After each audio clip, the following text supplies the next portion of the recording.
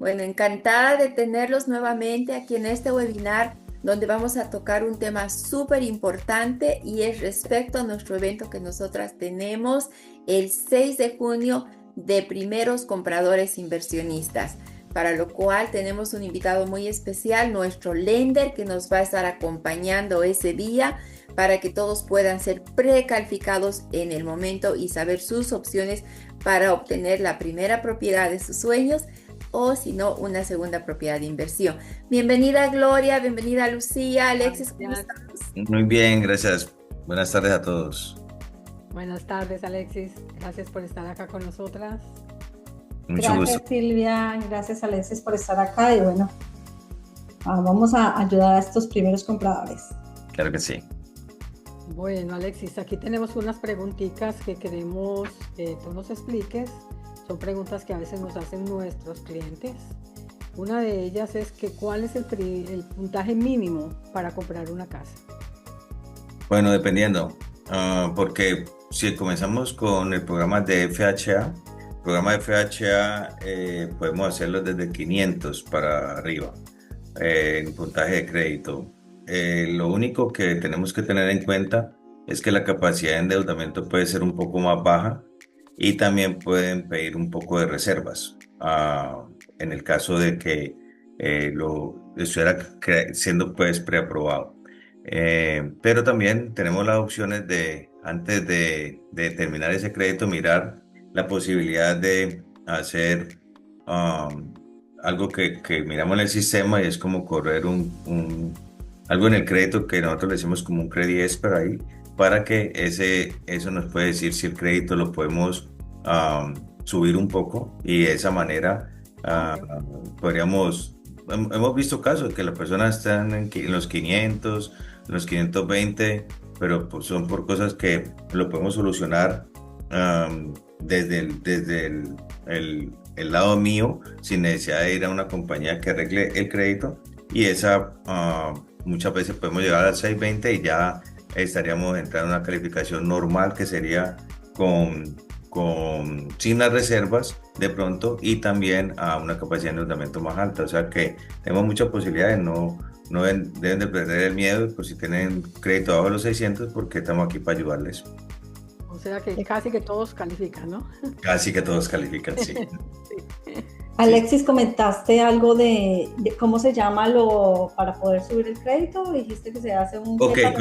cuando nosotros corremos el crédito, nos dan unas opciones en el que si la persona hace determinadas cosas que están ahí en ese documento, entonces no, voy a un ejemplo, digamos que la persona tenga eh, cuentas médicas y que no la hayan pagado.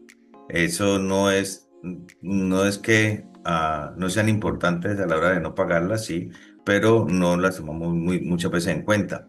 Y también, digamos que la persona tenga tarjetas de crédito al límite. Entonces, si el caso, la persona podría pagar lo que dice ese documento exacto y entonces ese documento nos va a decir a cuánto podría subir el crédito si cancela unas determinadas valores.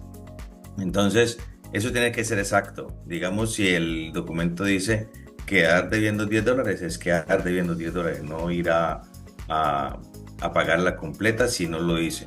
Entonces, el momento que nosotros tenemos las cartas tal y como y tal como lo dice el documento, entonces nos lo envía y la corporación haría lo que se llama un risk score y ese risk score se subiría. Entonces, en el transcurso de 10 días estaríamos prácticamente 10 días, 15 días subiendo un crédito y en el medio de una negociación podríamos estar arreglando el crédito y cerrando el deal. Excelente, excelente. ¿Qué tipos, basado en esos clientes, primeros compradores, qué tipos de ayudas existen para estos primeros compradores en este momento? Ok. En el caso de ayudas en sí, cuando ya podemos arreglar el crédito, digamos que el crédito se arregló, ahora esas ayudas que me estás preguntando es como en los del Down Payment Assistance o algo así. Sí, los que hayan como para primeros compradores, porque me O- imagino que también hay por diferentes sectores o el condado da ciertas ayudas, ¿verdad? Primero que todo tenemos que identificar qué son ayudas. Cuando hablamos de ayuda es que es un regalo, un tipo de regalo y es como la mayoría de las personas lo interpretan. Tenemos que primero saber que son préstamos ocultos, que préstamos Ok. que al final la persona va a tener que pagar cuando venda, refinancie o rente. Y también va basado en una calificación. En la calificación es que si la persona tiene income límites, entonces si la persona, digamos, vamos a decir X área, tiene un income límite de $73,000, pero en esa casa, entre papá, mamá, hijos y todos los que hay en la casa ganan 100,000, no van a calificar por el income límite. Entonces, eso es uno. Y dos, es que si, por ejemplo, tienes una persona que en un FHA con un 3,5% de down payment, más sus gastos de cierre, está calificando para una casa, digamos, de 350,000, coloquemos 300,000, está calificando para 300,000, esa persona, si la ponemos en down payment assistance, ya no calificaría para 300,000, sino por ahí para 180,000, 160,000, depende. Wow, Baja mucho bastante la la capacidad de diferencia. endeudamiento porque el DTI baja. Ujú. Wow. Entonces, Ay, es que de pronto excelente. puedes tener una persona que quiere comprar su propiedad, pero al final no estaría comprando por estar en la ayuda, en buscando la ayuda del gobierno para ese down payment assistance. Ahora, eso es cuando tenemos un programa con el gobierno que va a tener, no va a pagar intereses, pero en algún momento va a tener que pagar el préstamo. Venda, refinancie o rente. Ujú. Entonces, vamos a hablar de una persona que diga, me quiero quedar a los 30 años y no tengo dinero, pues esa persona va a estar 30 años ahí. No importa si le tocó el interés al 6%, se va a quedar a 30 años ahí.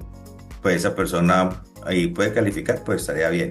Pero hoy en día, alguien que te cogiendo un interés, digamos, del 6,5%, si los intereses llegaran a bajar a futuro, digamos al 4%, 4,5%, estoy más que seguro que todo el mundo va a tratar de refinanciar a bajar eh, ese interés. De interés, claro. En el momento de refinanciar, ya va a tener que pagar lo que le hayan prestado.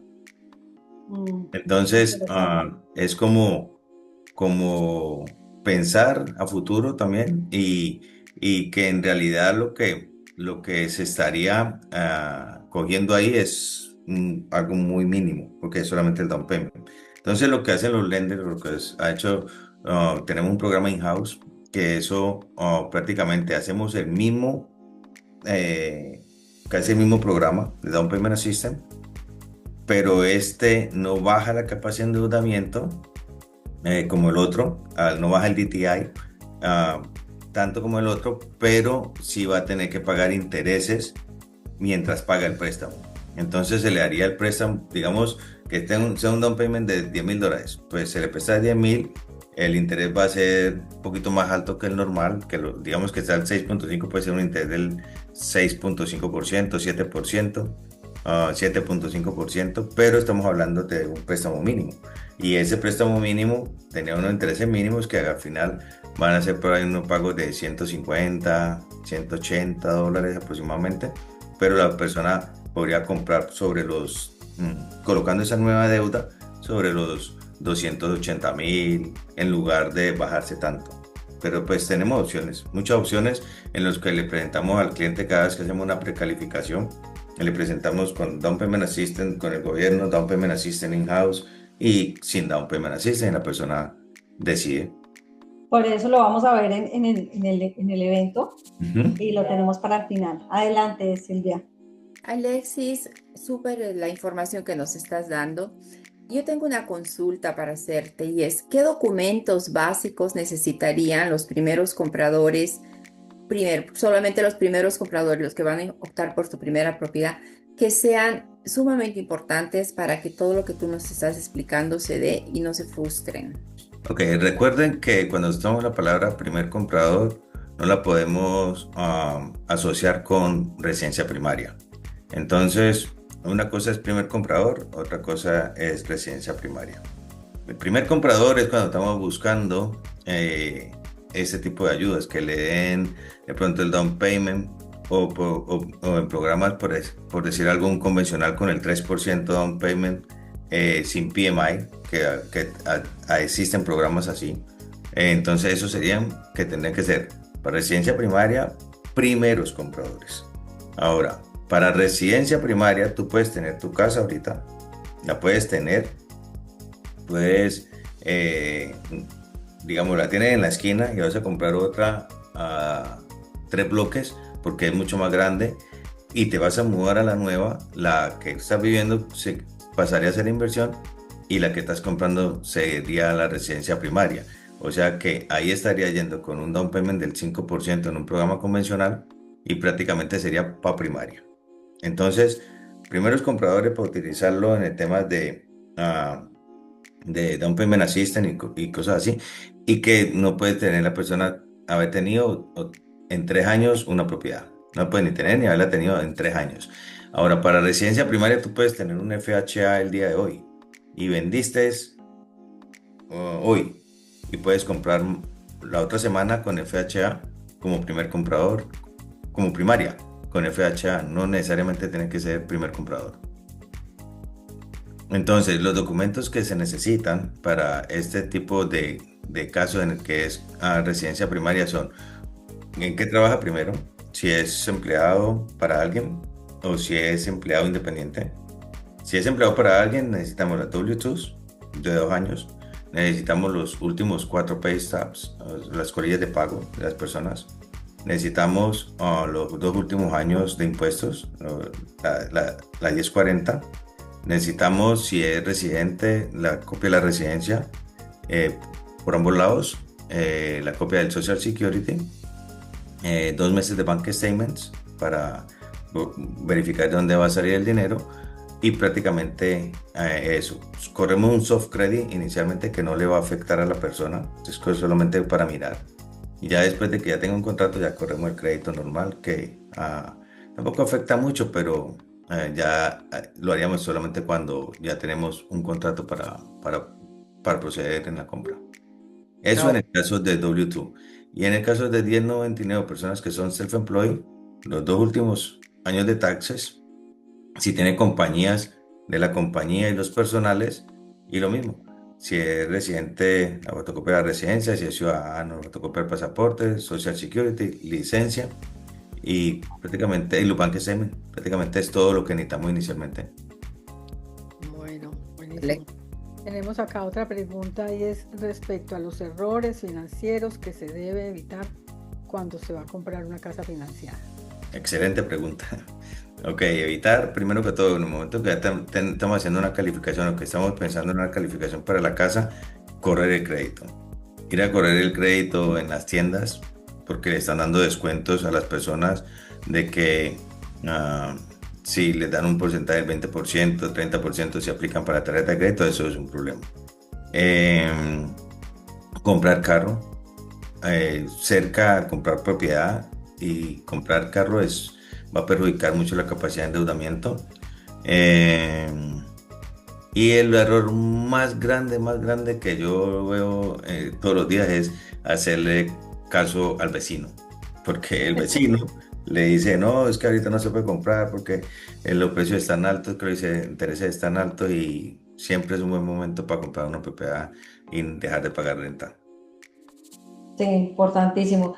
Y precisamente hablando de eso, es mejor, si tú fueras el comprador en este momento, ¿es mejor comprar ahora o esperar a que bajen las tasas? Pues mira, normalmente, hablando con ejemplos que han pasado, puedo colocar como ejemplo lo que pasó en el 2021, el 2022, después de que salimos de pandemia, que los intereses bajaron mucho. Entonces, cuando los intereses bajaron, las casas se dispararon de valor, casi un 65%. Entonces, eso es más o menos lo que estamos nosotros pensando que va a pasar. Y pues también lo que las estadísticas han mostrado, pues lo que ha pasado, ¿no? Entonces, si tú vas a comprar con una casa con los intereses altos, a lo que baja en la casa, pues subir de valor y a lo que la casa sube de valor, pues ¿quién ganó el equity o la ganancia de la casa? La persona que compró en ese momento. Si esa persona está buscando pagar menos intereses y espera un año, 2 años, como un ejemplo, persona que compró en el 2020 cuando estábamos en pandemia, todo el mundo sentía el miedo, ¿no? Que esto se va a caer, que el mercado se va a caer, que esto no va a pasar. Vuelvo y digo, el vecino que no sabe de pronto nada, no compre porque el mercado se va a caer y va a comprar más barato y de pronto el vecino ni siquiera tiene casa. Entonces, esa persona que compraron en el 2020, hoy en día prácticamente si compraron dos propiedades, prácticamente hoy estarían siendo prácticamente dueños de una, pagándola con la otra, porque las casas subieron mucho valor. Entonces, si esa persona hubiera esperado, hubiera perdido la ganancia de la casa y hoy estaría comprando con menos interés, pero la casa muy alta. Entonces, esa persona estaría pagando muchísimo hoy en día. Lo que hizo esa persona cuando compró en ese momento fue que, pues, cuando los intereses bajaron, refinanció, puso los intereses al valor nuevo y ganó la ganancia de su casa.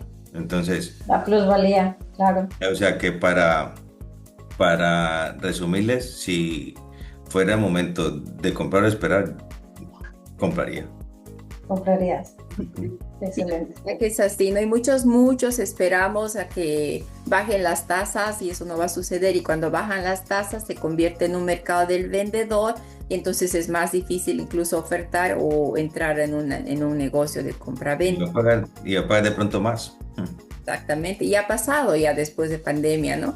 Que hemos tenido ofertas sobre, o los que teníamos un comprador, pues era muy difícil optar a una casa para que puedan comprar.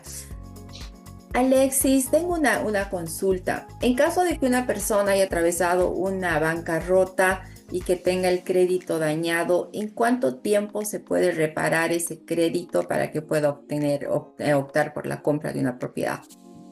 Bueno, hace poco alguien utilizó una compañía que le arregló el crédito y fue muy rápido. O sea que esas compañías de crédito, si la utilizan, pueden de alguna manera acomodar su crédito lo más pronto posible. Entonces, pero digamos que la bancarrota está ahí. La bancarrota, pues después de 2 años podría estar comprando. Ok, gracias. Interesante. Interesante eso. Después de 2 años.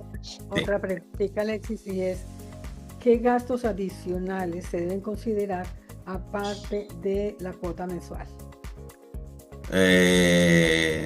Bueno, pues de lo de la casa prácticamente es lo que es porque todo está ahí incluido.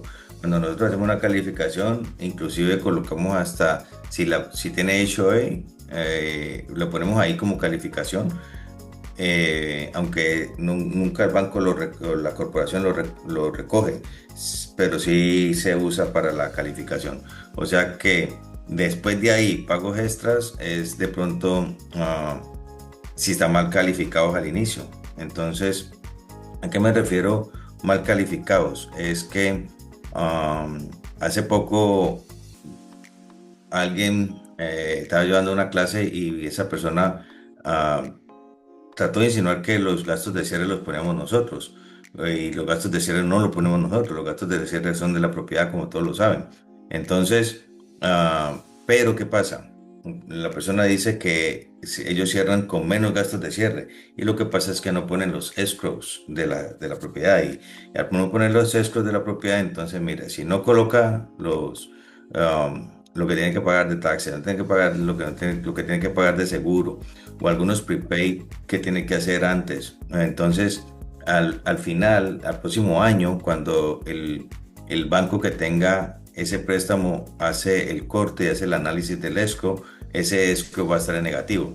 Entonces es donde ustedes empiezan a ver que tienen, digamos, una cuota, ejemplo, tienen una cuota de $2,000 y el próximo año les colocaron una de 2,600 porque tienen un escrow negativo y durante ese año van a tener que estar pagando esos $600 hasta acomodar el escrow. Entonces, porque pronto hicieron mal la calificación al inicio, solamente para evitar o para venderle al cliente que iba a comprar con menos gastos de cierre, ¿no? Todo lo que es del Estado, lo que son de la propiedad, lo que son taxes, lo que es seguro, eso no hay descuentos ahí porque sea un banco, sea un lender o sea, no, eso es de la propiedad, correcto.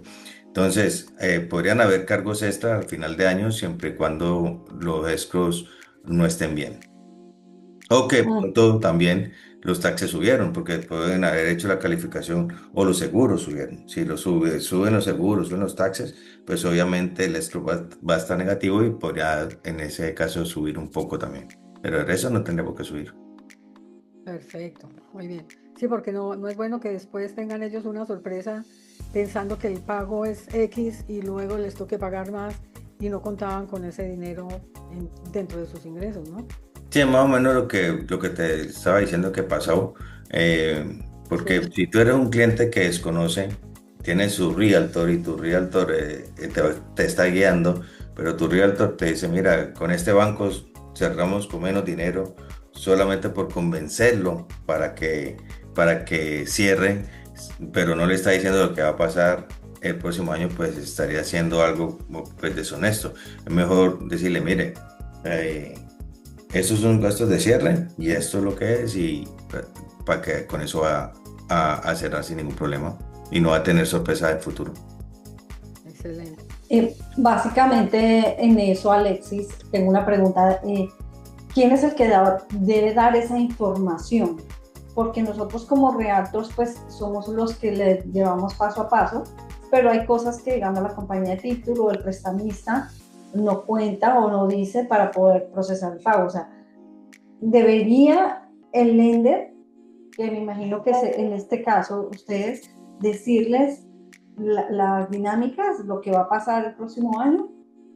Lo O que, no. lo que normalmente nosotros hacemos cuando, por ejemplo, como lenders, es que cuando estamos haciendo la calificación, pues obviamente no estamos, oh, no le vamos a decir qué va a pasar el año siguiente, ya, pero sí estamos colocando todo como es y por eso hay un loan estimate. Entonces, en el loan estimate que le estamos mandando al cliente, ahí está todo. Entonces, ¿qué pasa?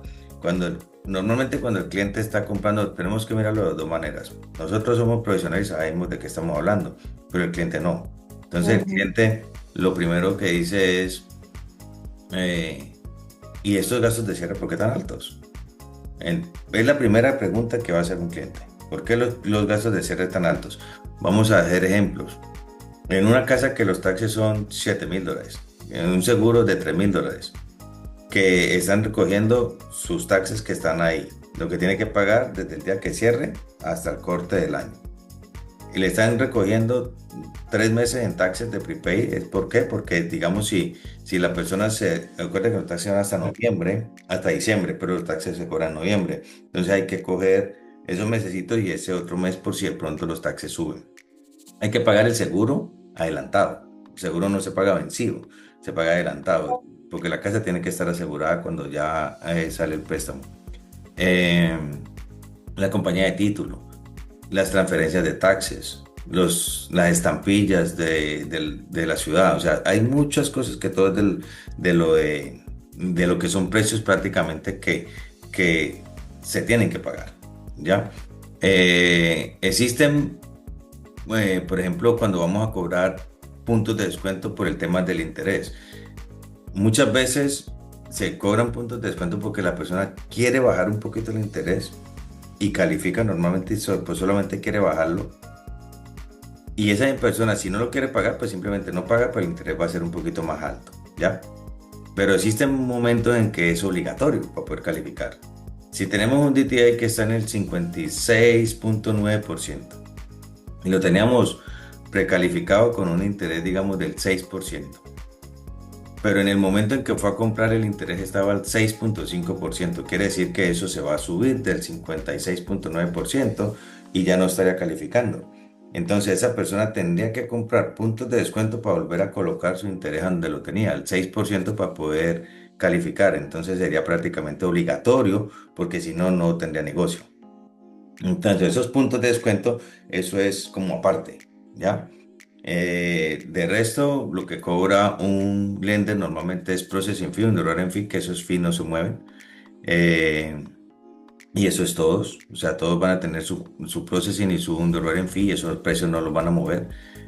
En el caso de nosotros es como $2.300 aproximadamente, entre los dos, processing fee y underwriting fee. Eso no se mueve. Ya de ahí para allá todo es dependiendo de la casa. Excelente información. Y Alexis, tenemos algunas preguntas ya para finalizar y una de ellas es, si yo tengo $50,000, ¿soy objeto para poder comprar una propiedad y cuál sería el programa al cual aplicaría? Dependiendo, porque tú puedes tener los $50,000, pero no tienes ingreso, entonces no calificas, porque necesitamos saber que va a poder pagar la casa. También puedes tener los $50,000 y no tener crédito, entonces tampoco vas a poder comprar casa. Entonces, tendríamos que hacer todos los análisis. Ahora, cuando es una persona que, digamos, es un self-employed y la persona no tiene el contador, no hizo los taxes bien, se equivocó o le recomendó, o las personas acostumbran a no colocar o colocar muchas pérdidas en los taxes y es una persona que es self-employed, pues esa persona lo podemos colocar en programas que no, que de pronto podrían tratar de comprar una casa con más down payment, ¿cierto? Porque podemos mirar los bank statements, mirar los ingresos que tienen y la persona con los bank statements podría estar comprando con un 20%, un 15%, dependiendo, y podría comprar su propiedad sin que le verifiquemos el tema de sus taxes y en el caso de self-employed. En el caso de personas que son empleadas, pues obviamente vamos a tener que verificar todo su ingreso y entonces pues $50,000 lo puede tener, pero si no tiene el ingreso no va a calificar. Así es. Bueno, hay En otra el, pregunta que también a veces nos hacen los clientes. ¿Por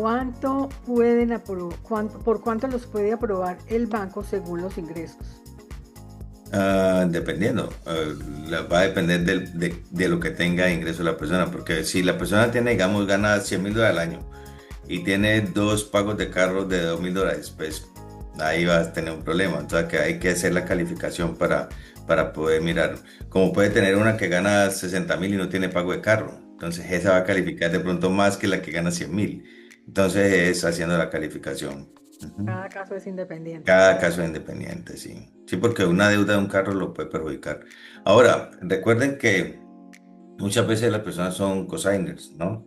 Entonces, cuando son cosigners y muestran que el pago sale de la otra persona a la que le ayudaron y muestra por más de 12 meses, pues omitimos esa deuda y la capacidad de endeudamiento va a subir. O sea que Ah, siempre, como les digo, desde el inicio siempre les digo, no dejen llevar de lo que les dicen a las personas que están de pronto al lado. Hablo del vecino porque es como la persona que está cerca de que no tiene conocimiento. Pero si va a un realtor, el realtor primero le va a hacer la precalificación, va a mirar si la persona mm, sí podría comprar una casa y ahí lo va a pasar aquí a donde nosotros y nosotros ya le vamos a determinar en sí para cuánto podría o en su efecto podríamos ayudarle también a que organice un poco mejor. Sí. perfecto. Te iba a preguntar algo que es muy usual, que mucha gente piensa que puede calificar muy rápido. Ah, no, es que me han dicho que, como vos dices, el vecino le habla al comprador.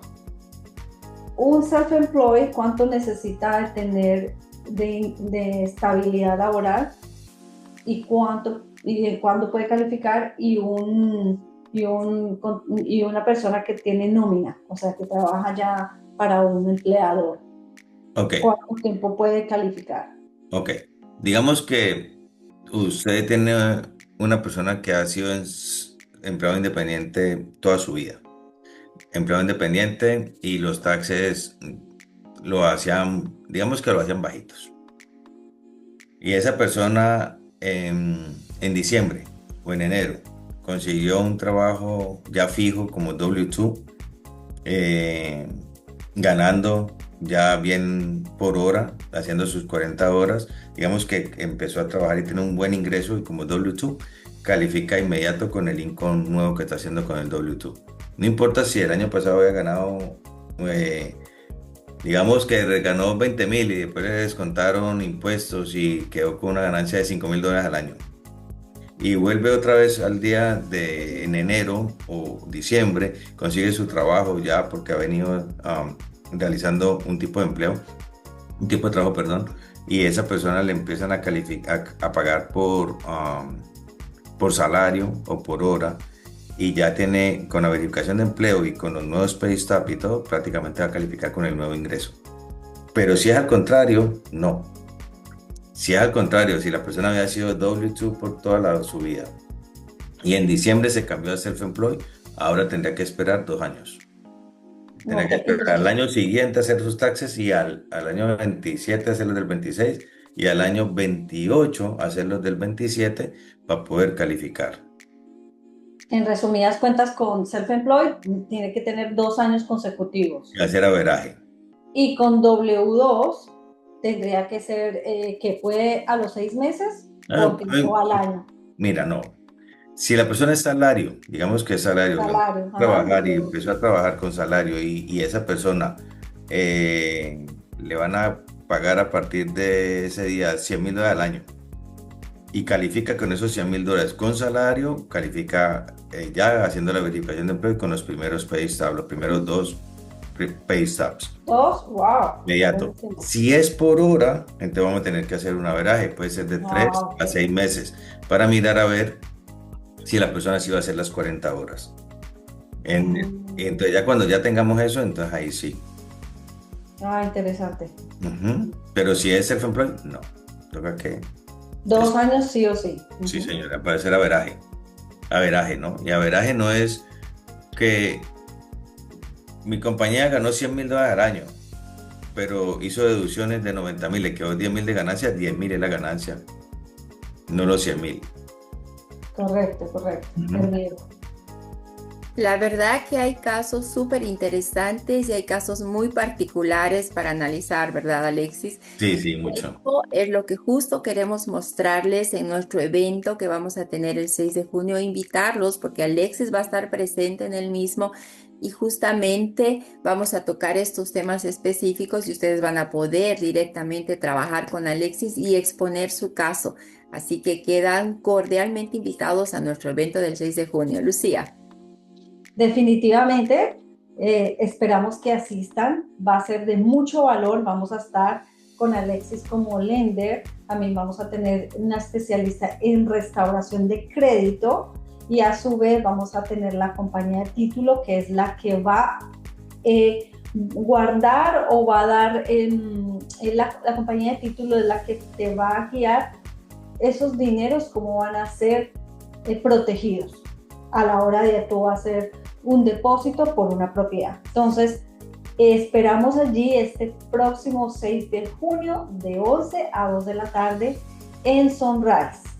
Importante la registración, necesitamos saber sus datos para confirmar la asistencia, los cupos son limitados. Bueno, muchas gracias Alexis, muchas gracias Gloria, Lucía por participar, pues esperemos tener buena audiencia, esperemos darles la mejor información posible y cualquier cosa que ustedes necesiten se pueden conectar con nosotros, hagan clic en el botón y de esa manera estarán ustedes registrados. Gracias Alexis, gracias. Con mucho gusto, siempre va a servirles. Gracias a todos. Gracias a todos, nos vemos allí.